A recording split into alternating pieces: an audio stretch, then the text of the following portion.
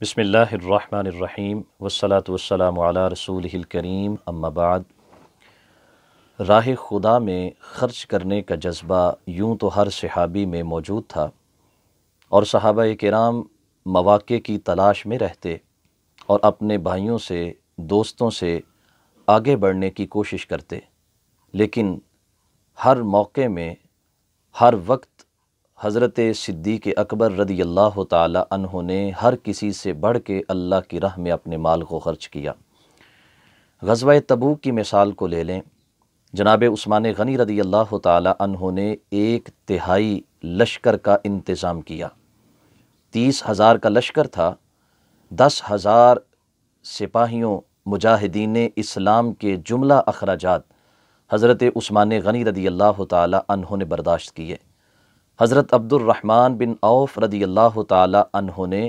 40,000 درہم نبی علیہ السلام کی خدمت عالیہ میں پیش کیے۔ جناب عمر فاروق رضی اللہ تعالی عنہ نے اپنے گھر کے کل سامان کو 2 حصوں میں تقسیم کیا، آدھا گھر والوں کے لیے چھوڑ دیا اور آدھا محبوب علیہ السلام کی خدمت عالیہ میں پیش کر دیا، جبکہ حضرت صدیق اکبر رضی اللہ تعالی عنہ نے غزوہ تبوک کے موقع پر اپنے گھر کا سارا سامان، حتیٰ کہ دیواروں میں چمٹی ہوئی دھاگا اور سوئی، اسے بھی اتار کر سرکار کی خدمت میں پیش کر دیا۔ جب میرے آقا صلی اللہ علیہ وسلم نے پوچھا کہ اے ابو بکر، اپنے گھر والوں کے لیے کیا چھوڑ کے آ رہے ہو؟ عرض کی محبوب، ان کے لیے اللہ اور اس کے رسول کی رضا کو چھوڑ کے آ رہا ہوں۔ جناب عمر رضی اللہ تعالی عنہ فرماتے ہیں کہ میں نے اس دن یہ کہہ لیا تھا کہ میں کبھی بھی حضرت صدیق اکبر رضی اللہ تعالی عنہ سے آگے نہیں بڑھ سکتا۔ راہ خدا میں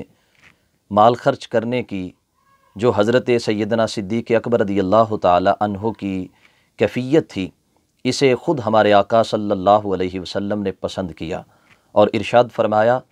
کہ مجھے آج تک کسی کے مال نے اتنا نفع نہیں دیا جتنا نفع صدیق اکبر کے مال نے دیا ہے۔ تو حضرت صدیق اکبر رضی اللہ تعالی عنہ عرض کرتے، محبوب،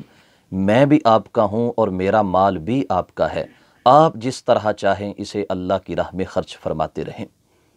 عزیزان گرامی قدر، خالق کائنات جل جلالہ نے جتنے بھی انبیاء اور مرسلین مبعوث فرمائے، انہیں معجزات عطا کیے، اور معجزہ نبی کی تصدیق کے لیے لوگوں کی مدد کرتا۔ لوگ ان معجزات کو دیکھتے اور دیکھ کر نبی کا کلمہ پڑھ کے مسلمان ہو جاتے۔ صحیح بخاری میں ہے، میرے آقا صلی اللہ علیہ وسلم ارشاد فرماتے ہیں، رب ذوالجلال نے مجھے قرآن بطور معجزہ عطا کیا ہے، اور یہ قیامت تک باقی رہنے والا ہے، اور میں امید کرتا ہوں کہ اس معجزے کی وجہ سے کل قیامت کے دن میرے امتیوں کی تعداد تمام انبیاء کی امتوں سے بڑھ کے ہوگی۔ سرکار دو عالم صلی اللہ علیہ وسلم کا معجزہ قرآن کتنا عظیم معجزہ ہے کہ آج بھی دنیا میں اس کے لاکھوں حفاظ موجود ہیں، جبکہ اس کے مقابل جتنی کتابیں ہیں وہ 1/4 بھی کسی کو یاد نہیں ہے، جبکہ قرآن مجید برہان رشید گزشتہ 1400 سالوں سے ہزاروں نہیں لاکھوں سینوں میں موجود ہے، اور انشاءاللہ قیامت تک ان کی تعداد میں مسلسل اضافہ ہوتا رہے گا۔ عزیزان گرامی قدر، مسند احمد بن حنبل میں یہ حدیث موجود ہے، ہمارے آقا صلی اللہ علیہ وسلم ارشاد فرماتے ہیں، رب ذوالجلال اس نمازی کی طرف نظر رحمت نہیں فرماتا کہ جو نماز میں رکوع اور سجدہ کرتے وقت اطمینان کے ساتھ نہیں کرتا، یعنی اپنی کمر کو سیدھا کیے بغیر وہ رکوع سے اٹھ جاتا ہے، اور سجدہ جب کرتا ہے تو اطمینان کے ساتھ وہ سجدہ نہیں کرتا، بڑی جلد بازی دکھاتا ہے، تو فرمایا رب ذوالجلال ایسے نمازی کی طرف نظر رحمت نہیں فرمائے گا۔ حالانکہ نماز وہ عمل ہے کہ جب انسان اس کو شروع کرتا ہے تو خالق کائنات جل جلالہ اپنے بندے پہ رحمت نازل فرماتا ہے، اور اختتام تک مسلسل رب ذوالجلال اپنے بندے پہ اپنی رحمت کو نازل فرماتا رہتا ہے۔ لیکن ہماری سستی، ہماری غفلت اور ہماری جلد بازی کہ جس کی وجہ سے ہم رکوع اور سجود کو اطمینان کے ساتھ ادا نہیں کرتے، رحمت الہیہ کے دور ہونے کا سبب بن سکتا ہے۔ اس واسطے جب بھی ہم نماز ادا کریں تو اطمینان کے ساتھ ہر رکن کو ادا کریں، خصوصاً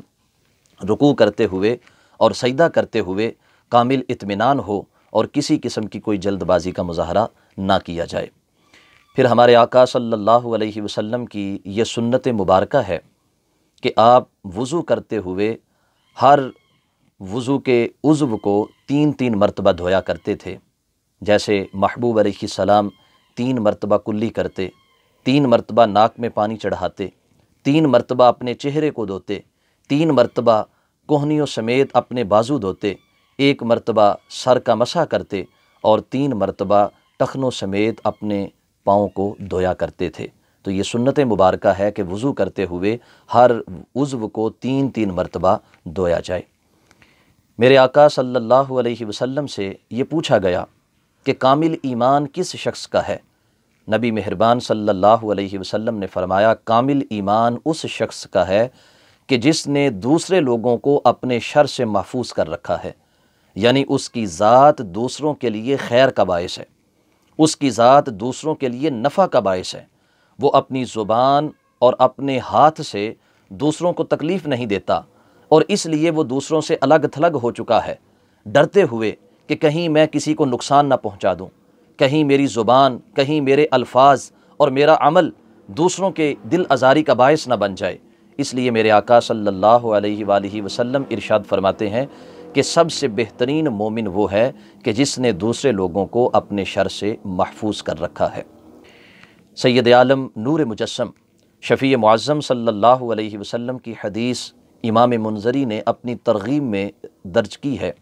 سرکار ارشاد فرماتے ہیں، وہ شخص کہ جو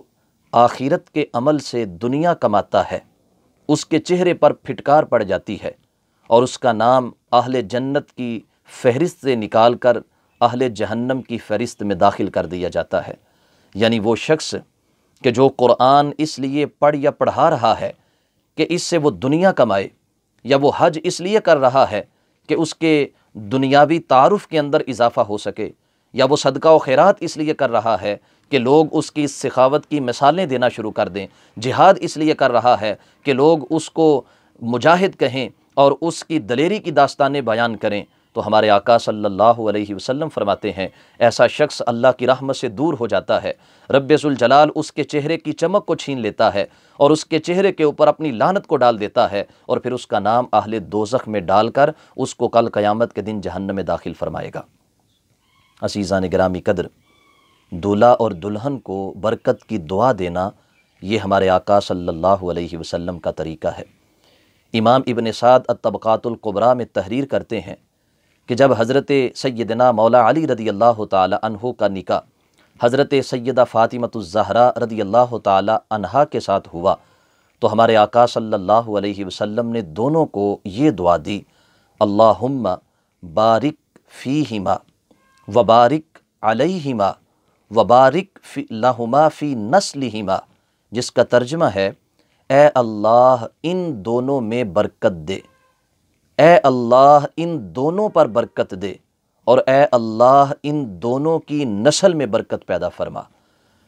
تو دولہا اور دلہن کو فقط یہ کہنا کہ مبارک ہو، اس کی بجائے ہم اپنے محبوب صلی اللہ علیہ وسلم کی دی ہوئی اس دعا کو پیش کیا کریں،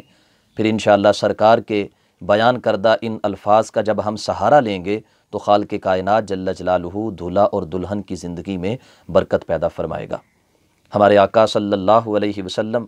جب کبھی کمزوری محسوس کرتے